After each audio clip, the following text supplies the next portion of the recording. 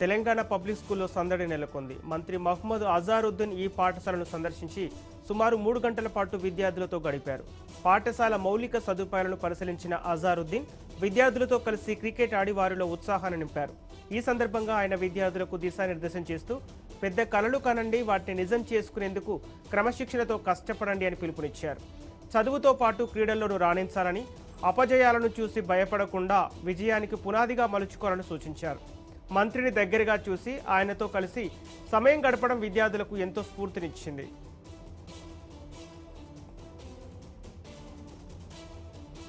Police రిక్రూట్మెంట్లో Telangana రాష్ట్రం దేశానికి ఆదర్శంగా నిలుస్తుందని డీజీపీ సివి ఆనంద్ తెలిపారు. గత నియామకాల్లో ఒక్క పేపర్ లీక్ కూడా జరగలేదని, ఇదే బోర్డు విశ్వసనీయతకు నిదర్శనమని ఆయన స్పష్టం చేశారు. పోలీస్ రిక్రూట్మెంట్ బోర్డు సమీక్షలో పాల్గొన్న డీజీపీ భవిష్యత్తులోనూ నిష్పక్షపాతంగా వ్యవహరించాలని అధికారులను ఆదేశించారు. అలాగే సీసీటీఎన్ఎస్ జాతీయ ప్రమాణాలను అందుకోవడానికి అత్యాధునిక టెక్నాలజీని, కొత్త యాప్లను వినియోగించాలని ఆయన సూచించారు. కర్నూలు జిల్లాలో సంచలనం సృష్టించిన అవినీతి వ్యవహారం వెలుగు చూసింది. ఆదోని సబ్ రిజిస్టర్ కార్యాలయంలో ఏసీబీ అధికారులు ఆకస్మిక తనిఖీలు చేపట్టారు. కర్నూలు ఏసీబీ డీఎస్పీ సీతారామరావు నేతృత్వంలో జరిగిన ఈ దాడుల్లో కార్యాలయంలో లెక్కల్లో చూపని 1.18 లక్షల నగదును అధికారులు స్వాధీనం చేసుకున్నారు. సబ్ రిజిస్ట్రార్ సునందతో పాటు సిబ్బంది, డాక్యుమెంట్ రైటర్ల వద్ద ఈ సొమ్ము లభ్యమైంది. ప్రజల నుంచి వస్తున్న ఫిర్యాదుల నేపథ్యంలోనే ఈ దాడులు నిర్వహించినట్లు డీఎస్పీ తెలిపారు. ప్రస్తుతం సంబంధిత వ్యక్తులను విచారిస్తున్న ఏసీబీ అధికారులు పూర్తిస్థాయి విచారణ అనంతరం మరిన్ని వివరాలు వెల్లడించనున్నారు.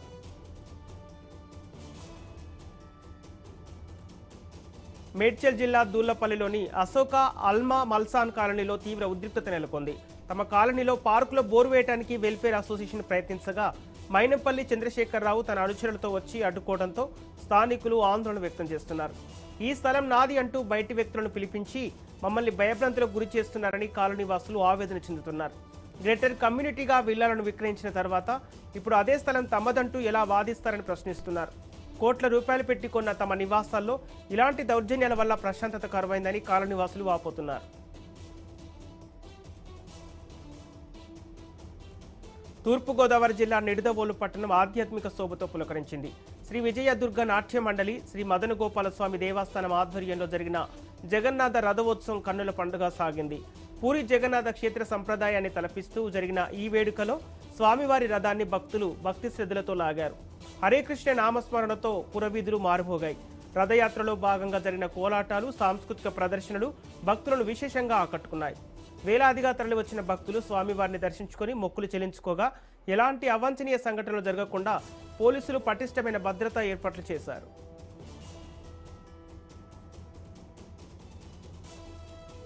హైదరాబాద్ హబీబ్ నగర్లో భారీగా మత్తు పదార్థాలను పోలీసులు స్వాధీనం చేసుకున్నారు. CCS special crime team, Habib Nagar పోలీసులు సంయుక్తంగా నిర్వహించిన ఆపరేషన్లో సుమారు 10 లక్షల విలువైన 77,700 నిద్ర మాత్రలు, 170 దగ్గు సిరపు బాటిళ్లను సీజ్ చేసినట్లు అడిషనల్ సిపి శ్రీనివాస్ వెల్లడించారు. బీదర్ నుంచి వీటిని అక్రమంగా హైదరాబాద్కు రప్పించి వైద్యుల ప్రిస్క్రిప్షన్ లేకుండా విక్రయిస్తున్న మహ్మద్ సర్వార్, మహ్మద్ రబ్బానీలను పోలీసులు అరెస్ట్ చేశారు. ఈ మందులను యువత, నేరస్తులు మత్తు కోసం వాడుతున్నారని, వీటి వల్ల నేరాలు పెరిగే అవకాశం ఉందని పోలీసులు హెచ్చరిస్తున్నారు. పరారీలో ఉన్న మరో 6 నిందితుల కోసం గాలింపు చర్యలు చేపట్టామని, అక్రమ విక్రయాలపై ప్రజలు అప్రమత్తంగా ఉండాలని పోలీసులు సూచించారు. హైదరాబాద్లో భారీ ఆర్థిక మోసం వెలుగు చూసింది. అధిక వడ్డీలు ఆశ చూపి సుమారు 60 కోట్ల వరకు వసూలు చేసి పారిపోయిన దంపతులను ఎస్ఓటీ పోలీసులు అరెస్ట్ చేశారు. కుషాయిగూడకు చెందిన వ్యాపారవేత్త పబ్బా చంద్రశేఖర్ తన భార్యతో కలిసి సుమారు 80 మంది బాధితుల నుంచి భారీగా నగదు సేకరించి మోసాలకు పాల్పడ్డారు. డబ్బులు తిరిగి ఇవ్వకుండా, నిందితులు కనిపించకుండా పోవడంతో బాధితులందరూ కలిసి మల్కాజిగిరి సిపిని ఆశ్రయించి వినతిపత్రం సమర్పించారు. తమ కష్టార్జితాన్ని ఇప్పించి నిందితులపై కఠిన చర్యలు తీసుకోవాలని వారు కోరుతున్నారు. ఈ వ్యవహారంపై పోలీసులు పూర్తిస్థాయి విచారణ చేపట్టారు. తెలంగాణలో ట్రాన్స్జెండర్లకు సముచిత గౌరవం దక్కుతోంది. రాష్ట్రంలోని కార్పొరేషన్లో కోఆప్షన్ మెంబర్గా ట్రాన్స్జెండర్లను నియమించాలని మంత్రివర్గం తీసుకున్న నిర్ణయం పట్ల వారు హర్షం వ్యక్తం చేస్తున్నారు. ఈ సందర్భంగా హైదరాబాద్లోని సెక్రటేరియట్ మీడియా పాయింట్ వద్ద సీఎం రేవంత్ రెడ్డి, మంత్రి అడ్లూరి లక్ష్మణ్ కుమార్ చిత్రపటాలకు ట్రాన్స్జెండర్లు పాలాభిషేకం చేసి తమ కృతజ్ఞతలు తెలియజేశారు. అనంతరం మంత్రి అడ్లూరి లక్ష్మణ్ కుమార్ను కలిసి తమకు రాజకీయంగా గుర్తింపు కల్పించినందుకు ధన్యవాదాలు తెలిపారు. మేడ్చల్ జిల్లా ఇల్లంపేటలోని నూతన్కల్ ప్రభుత్వ పాఠశాలలో ఒక విద్యార్థిని ప్రమాదవశాత్తు చాక్ పీస్ ముక్కులో పెట్టుకుంది. అది లోపలికి ఇరుక్కుపోవడంతో చిన్నారి ఇబ్బంది పడటం గమనించిన ఉపాధ్యాయులు వెంటనే 108 సిబ్బందికి సమాచారం అందించారు. ఘటనా స్థలికి చేరుకున్న ఈఎన్టీ యాదమ్మ, పైలట్ తిరుపతి ఎంతో చాకచక్యంగా చాక్ పీస్ను తొలగించి చిన్నారిని క్షేమంగా బయటపడేశారు. సకాలంలో స్పందించి చిన్నారి ప్రాణాపాయం తప్పించిన 108 సిబ్బందిపై ప్రశంసలు వెల్లువెత్తుతున్నాయి.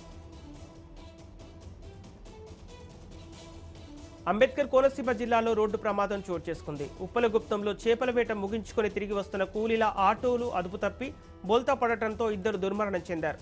ఈ ప్రమాదంలో కొత్తపల్లి గ్రామానికి చెందిన రాజు, లోకేష్ అక్కడికక్కడే ప్రాణాలు కోల్పోయారు. ప్రమాద సమయంలో ఆటోలో సుమారు 15 మంది ప్రయాణికులున్నట్టు తెలుస్తోంది. ఈ దుర్ఘటనలో పలువురికి తీవ్ర గాయాలయ్యాయి. క్షతగాత్రులను చికిత్సా నిమిత్తం ఆసుపత్రికి తరలించారు. నిర్మల్ జిల్లా ఖానాపూర్ బాదనకుర్తి బ్రిడ్జిపై 2 ఆర్టీసీ బస్సులు ఎదురెదురుగా ఢీకొన్నాయి. వెనకే వస్తున్న కారు కూడా బస్సును బలంగా ఢీకొట్టడంతో ఒక్కసారిగా కలకలం రేగింది. అయితే అదృష్టవశాత్తు ప్రయాణికులు స్వల్ప గాయాలతో బయటపడ్డారు. క్షతగాత్రులను హుటాహుటిన ఖానాపూర్ ప్రభుత్వ ఆసుపత్రి తరలించారు. ఈ ప్రమాదానికి గల కారణాలపై పోలీసులు విచారణ జరుపుతున్నారు. సంగారెడ్డి జిల్లా అమీన్పూర్ ఔటర్ రింగ్ రోడ్డుపై ప్రమాదం జరిగింది. సుల్తాన్పూర్ వద్ద అదుపు తప్పిన ఫార్చునర్ కారు డివైడర్ నుండి కొట్టి పల్టీలు కొడుతూ ఎదురుగా వస్తున్న వాహనాలపైకి దూసుకెళ్లింది. ఈ ఘటనలో ఇద్దరు అక్కడికక్కడే ప్రాణాలు కోల్పోగా ముగ్గురికి తీవ్ర గాయాలయ్యాయి. సమాచారం అందుకున్న అమీన్పూర్ పోలీసులు వెంటనే ఘటనా స్థలికి చేరుకుని సహాయక చర్యలు చేపట్టారు. ప్రస్తుతం క్షతగాత్రులను ఆసుపత్రికి తరలించి కేసు నమోదు చేసి దర్యాప్తు చేస్తున్నారు. తిరుమలలో భద్రతా నిబంధనలు ఉల్లంఘించిన ఘటన కలకలం రేపింది. అనివార ఆస్థానం సందర్భంగా అనుమతి లేకపోయిన రాజారెడ్డి అనే వ్యక్తి తనను తాను ప్రోటోకాల్ సభ్యుడిగా పరిచయం చేసుకుని మహాద్వారం గుండా ఆలయంలోకి ప్రవేశించారు. అనుమతి పత్రాలు లేకుండా ఆలయ నిబంధనలు ఉల్లంఘించిన రాజారెడ్డిపై తిరుమల 1 టౌన్ పోలీసులు కేసు నమోదు చేశారు. విజిలెన్స్ అధికారుల ఫిర్యాదు మేరకు ఈ ఘటనపై విచారణ చేపట్టిన పోలీసులు తెలిపారు. అత్యంత పటిష్టమైన భద్రత ఉండే తిరుమలలో ఇలాంటి ఉల్లంఘన జరగడం చర్చనీయాంశంగా మారింది. కాకినాడ జిల్లా జగ్గంపేట నియోజకవర్గంలో సాగునీటి ప్రాజెక్టుల పట్ల ఎమ్మెల్యే జ్యోతుల నెహ్రూ ప్రత్యేక దృష్టి సారించారు. గుండంపల్లి మండలం తాళ్లూరు లిఫ్ట్ ఇరిగేషన్ పనులను ఆయన నేడు క్షేత్రస్థాయిలో పరిశీలించారు. వర్షాల వల్ల బురదగా మారిన ప్రాంతంలో ఆయన ప్రత్యేకంగా పోలీసు వాహనంలో వెళ్లి పనుల పురోగతిని పర్యవేక్షించారు. గత ప్రభుత్వం నిర్లక్ష్యం చేసిన ఈ ప్రాజెక్టును కూటమి ప్రభుత్వం అధికారంలోకి వచ్చిన వెంటనే 52 కోట్లతో పట్టాలెక్కిందని ఆయన తెలిపారు. 31,000 ఎకరాల ఆయకట్టుకు నీరందించే ఈ ప్రాజెక్టును వచ్చే నెల నాటికి పూర్తి చేసేలా అధికారులకు, కంపెనీ ప్రతినిధులకు దిశానిర్దేశం చేశారు. వాతావరణం సహకరిస్తే రాబోయే 15 రోజుల్లోనే 1600 మీటర్ల పైప్లైన్ పూర్తి చేస్తామని ఆయన ధీమా వ్యక్తం చేశారు. హైదరాబాద్ నడిబొడ్డున ఉన్న కేబీఆర్ పార్కు వాకర్లను కొండచిలువ భయభ్రాంతులకు గురిచేసింది. సుమారు 20 అడుగుల పొడవున్న భారీ ఇండియన్ రాక్ పైథాన్ వాకింగ్ ట్రాక్ను నెమ్మదిగా దాటుతుండగా మార్నింగ్ వాకర్లు కంటపడింది. ఆ భారీ పామును చూడగానే వాకర్లు ఒక్కసారిగా షాక్కు గురయ్యారు. కొందరు భయంతో పరుగులు తీయగా మరికొందరు ఆ దృశ్యాన్ని తమ కెమెరాలో బంధించారు. అయితే ఎవరికీ హాని చేయకుండానే ఆ కొండచిలువ సమీపంలోని పొదల్లోకి వెళ్లిపోయింది. వాతావరణ మార్పుల కారణంగానే నగరంలో పాముల సంచారం పెరుగుతోందని నిపుణులు హెచ్చరిస్తున్నారు. పార్కులకు వెళ్లేవారు అప్రమత్తంగా ఉండాలని, ఏదైనా వన్యప్రాణి కనిపిస్తే వెంటనే అటవీశాఖ అధికారులకు సమాచారం అందించాలని అధికారులు సూచిస్తున్నారు.